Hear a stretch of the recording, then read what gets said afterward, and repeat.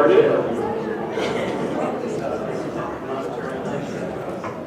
My name is Mike Sevilla. I'll be the moderator for this session. Probably know me as Dr. Anonymous, and if we have time at the end of the session, I can elaborate more on that. So, just some announcements. Please fill out this blue form and turn it into the back, and let them know that this was the best session here at BlogWorld. No bias at all. Turn off your cell phones, and we do have a microphone there. Get up at any time, because we hope to be a good session to just kind of talk about things.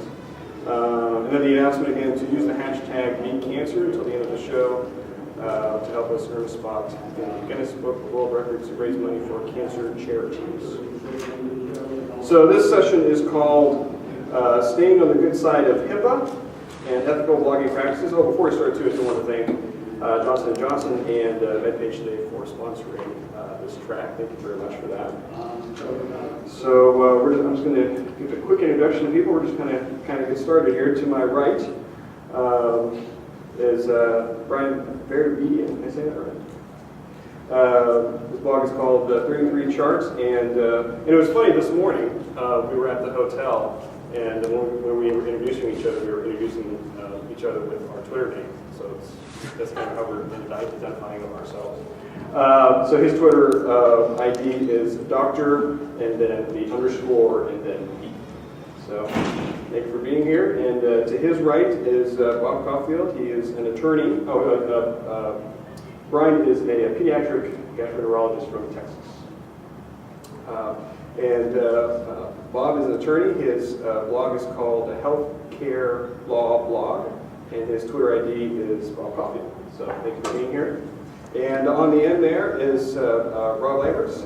His blog is called Musings of a Distractible Mind, and also the House Called Doctor Podcast, and his Twitter ID is Doc, and then the underscore, and then Rob. So thank you for being here. So before we start into things, kind of a topical thing that we discussed last night during our planning session at the bar. So this came up this week. Actually, this week from the Running a Hospital blog from Paul Levy, who will be presenting, I think, in panel 4 here this afternoon. This is from Tuesday of this week. The title of this post is "Shutting Down Social Media, Not Here." And since this is a short post, just to kind of start things off, I'm just going to read this real quick.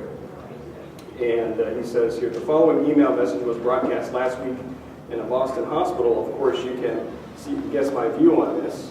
Any form of communication or conversations in the elevator can violate important privacy rules, but limiting people's access to social media in the workplace will mainly inhibit the growth of community and discourage useful information sharing. It also creates a generational gap that in Facebook in particular is often the medium of choice for people of a certain age. I often get many useful suggestions from staff members in their 20s and 30s who tend not to use email. And then basically this is a message from another hospital saying that they are blocking Facebook, MySpace, and Twitter until they come up with a policy to discuss this, and I know that we'll discuss this here. So to kind of start things off, I'll ask Bob to kind of talk about the law angle of this, because this session is called The Good Side of HIPAA, and we'll start with that, but I think this will expand out to more things about privacy and confidentiality type discussion, but I'll have Bob kind of start things off.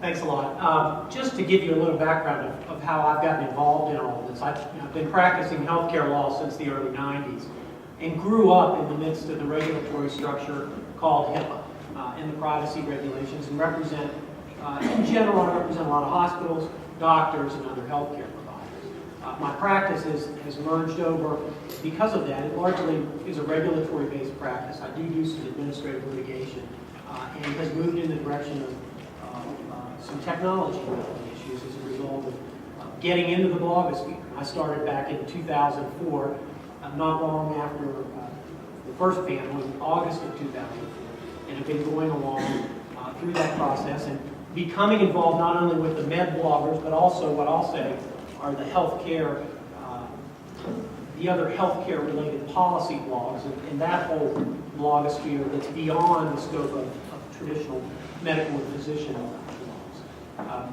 We talked last night, and we thought it was a good idea to kind of start out with an understanding, or for me to be able to provide an understanding of where I think we are with regards to HIPAA, and in particular the privacy standards. And I wanted to kind of start by telling you where I think, what HIPAA does, or what the privacy standards were intended to do, and what they certainly were not intended to do. And HIPAA oftentimes, or the privacy standards, get a bad rap. I think they accomplished in large part what they were set out to do, and did a wonderful job of pulling together at that time the state laws that were in place with regard to privacy. Audience question, HIPAA stands for Health Insurance Portability and Accountability Act. Is anybody surprised by that title, and why?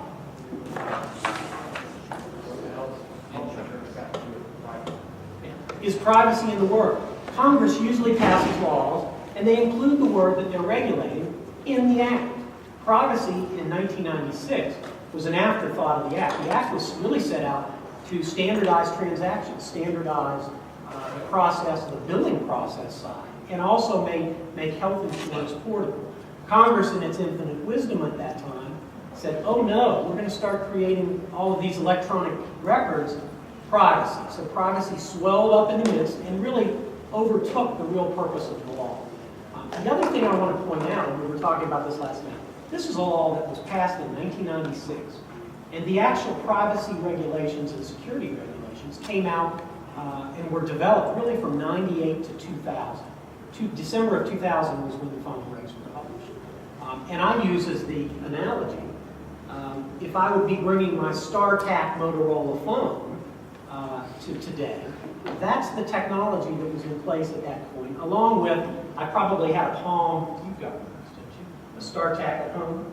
The old flip phone with the antenna. That's great. Along with probably a Palm Pod. So that's the technology that was in place when this law went into effect. And it was largely meant, was not meant to modify or reform healthcare laws related to privacy.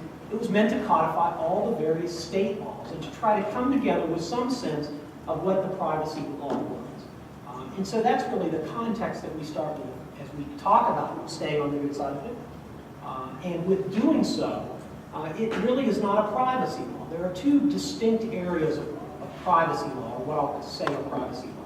There is invasion of privacy law, and then there is breach of confidentiality.